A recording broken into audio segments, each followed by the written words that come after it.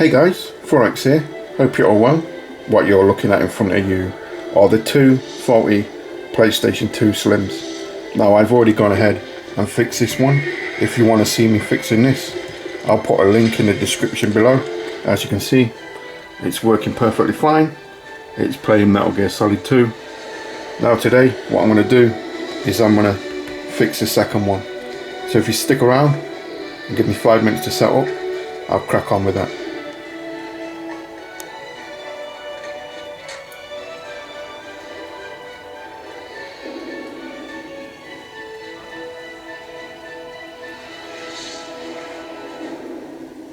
Winner.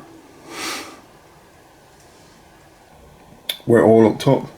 I've got power, I've got video, I've got a controller and a memory card in there. Good news, we've got standby light straight away, so that's better news than the first one. So let's power on, see what we got. We've got green light and we're getting a boot.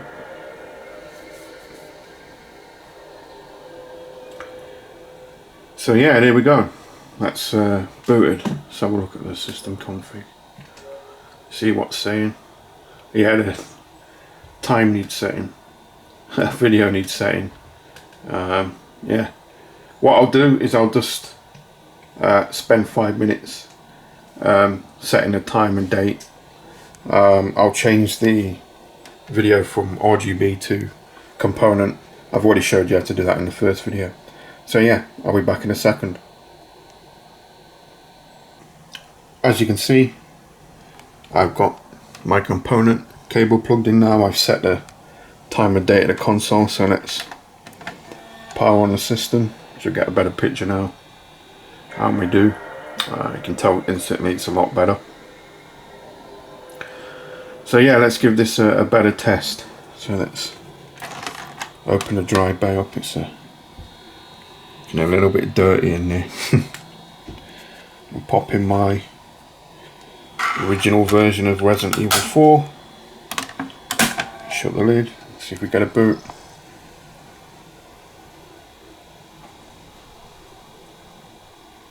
And it's doing something.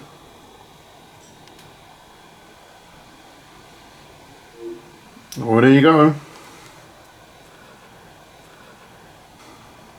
It's reading DVD, because Resident Evil 4 is a DVD game.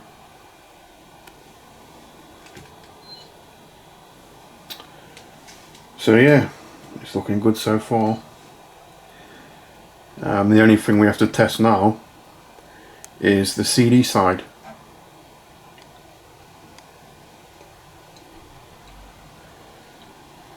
Yeah, so yeah, let me go and get a CD. I'm going to get my Resident Evil 3 again, and we'll test the CD side of this thing. As you can see, it loaded to the menu perfectly fine. Got my original version of Resident Evil 3. Let's pop it in PlayStation 2 Slim and give a CD test.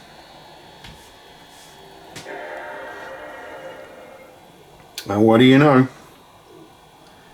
It's booting it.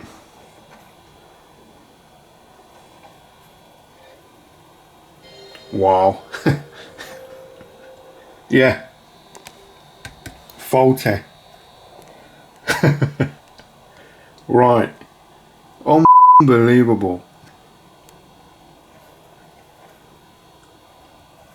Yeah, there you go. It's reading it fine.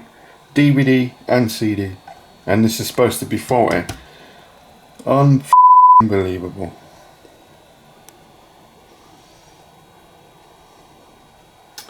Yeah, so this don't look like it's going to be a repair video, does it?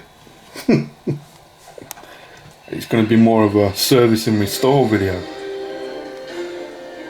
Yeah, it's working fine. Look at that, absolutely fine.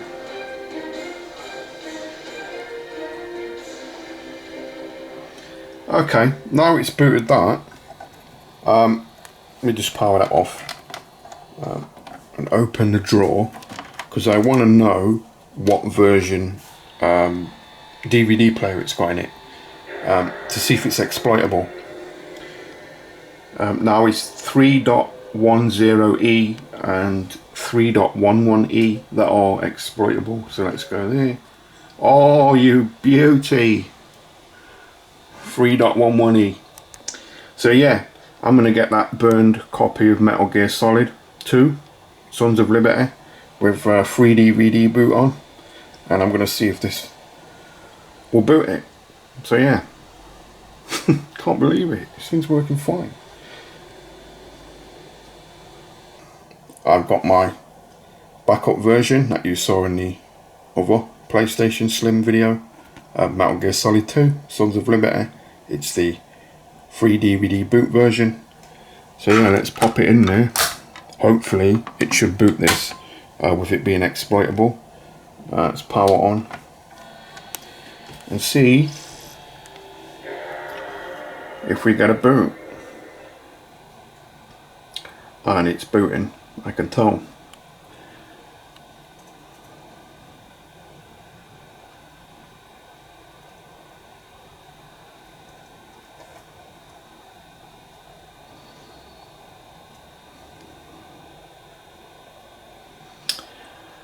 There you go. It's reading DVDRs fine. Wow, can't believe it. This is supposed to be faulty, guys. It's working perfectly fine. Look at it. It's insane.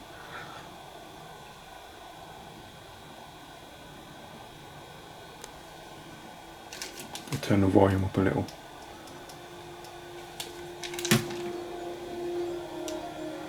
And not skip once. Absolutely fine.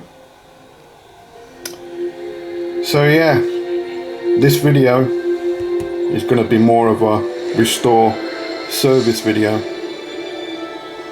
So yeah, if you stick around, I'll crack on with that. Unbelievable.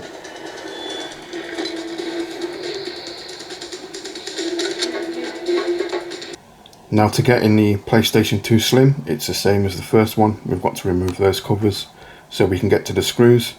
And as you can see, there's one here, there's one just under this security sticker, there's one here, there's one here, there's one here, and the final one's here. Remove those and we'll be able to see the screws that we need to remove to get the front cover off. As you can see, this Slim is slightly different compared to the first Slim I worked on.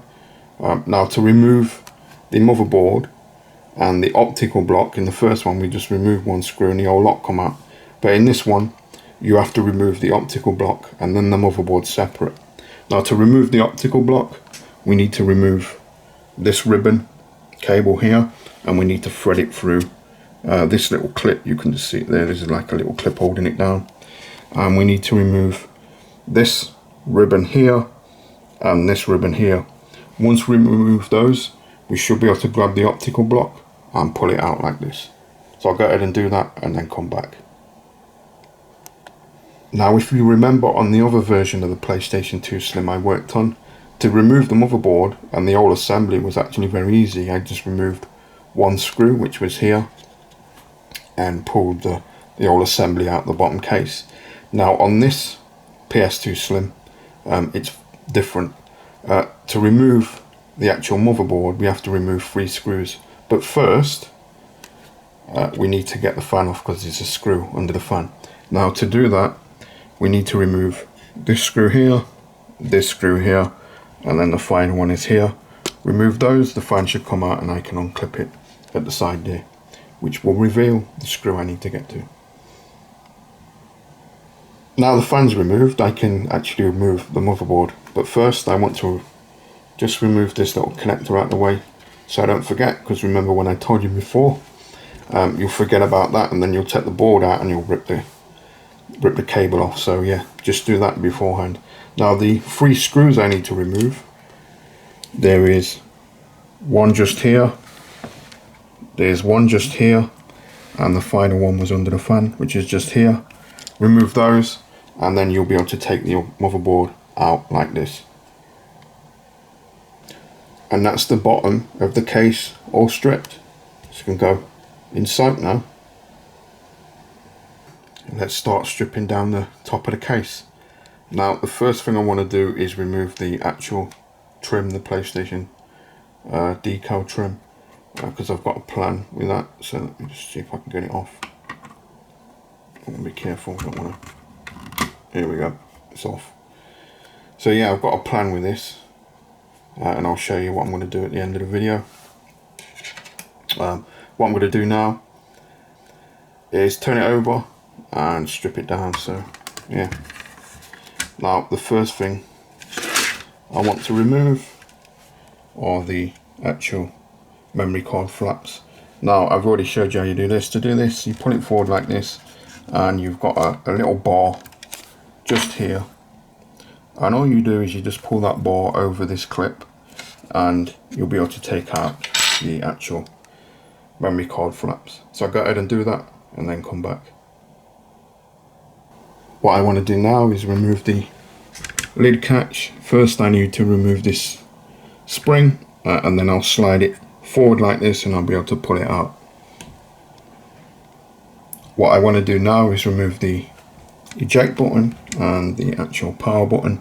Now to remove the eject button, you push this forward like this, and then you lift up these two clips just here either side, and then you'll be able to push this through and grab it and then just pull it through like that.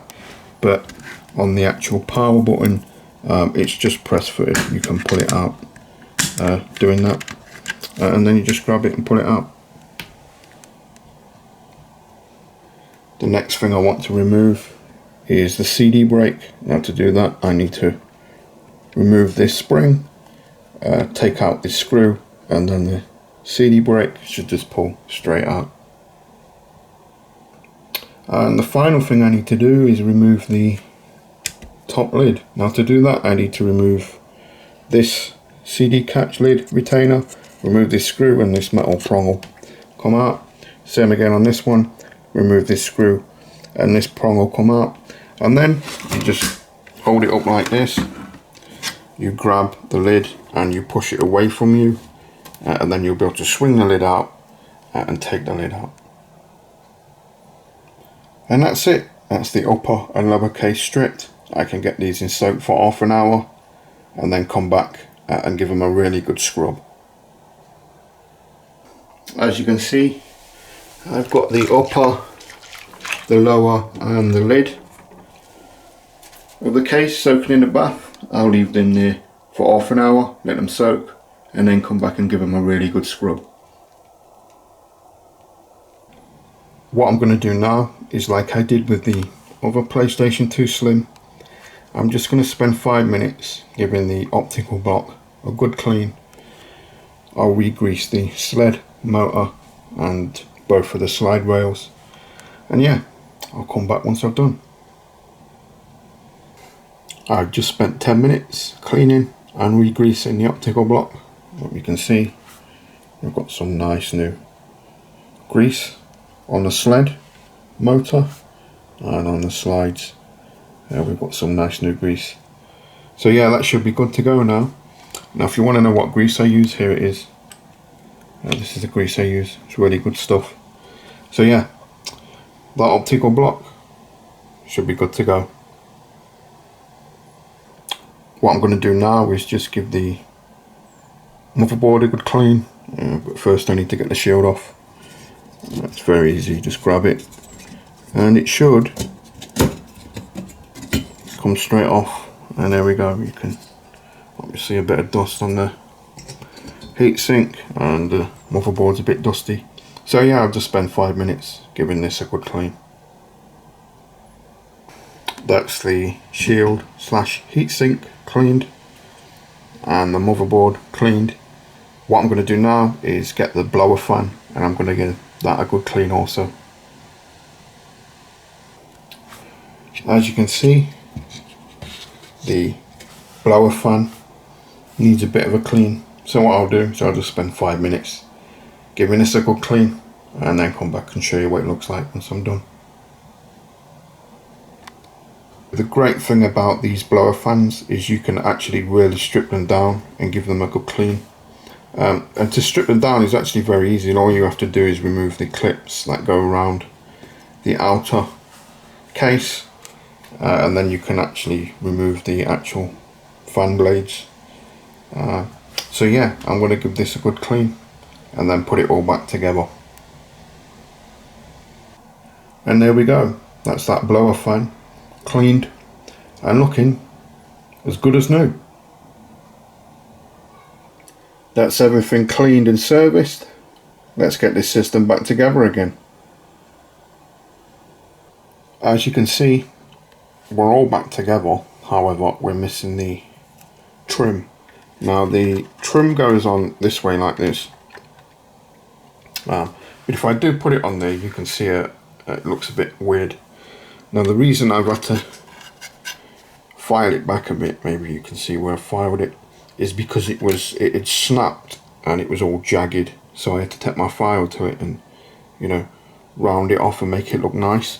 Now what I'm going to do is, instead of having it this way like that, what I'm going to do is I'm going to put it on this way, and I'll take some double-sided tape and I'll just tape it down with double-sided tape.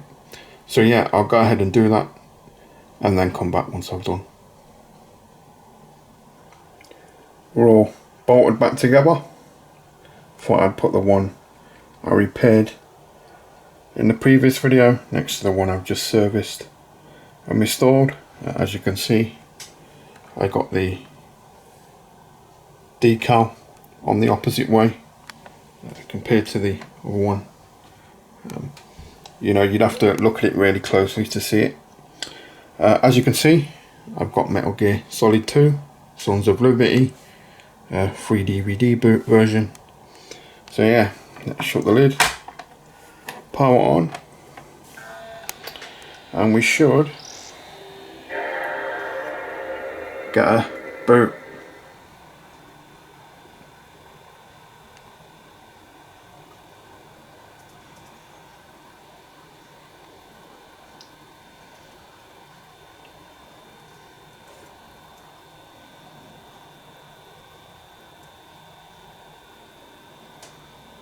And there we go.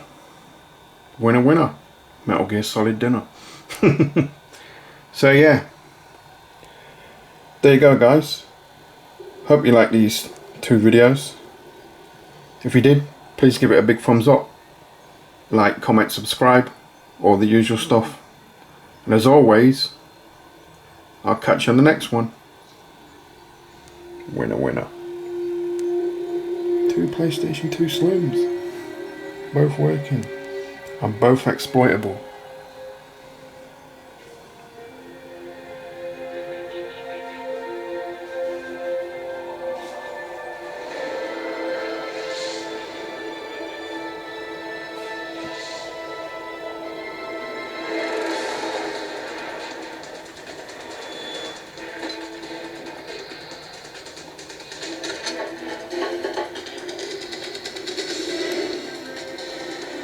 Winner. Catch you next time guys.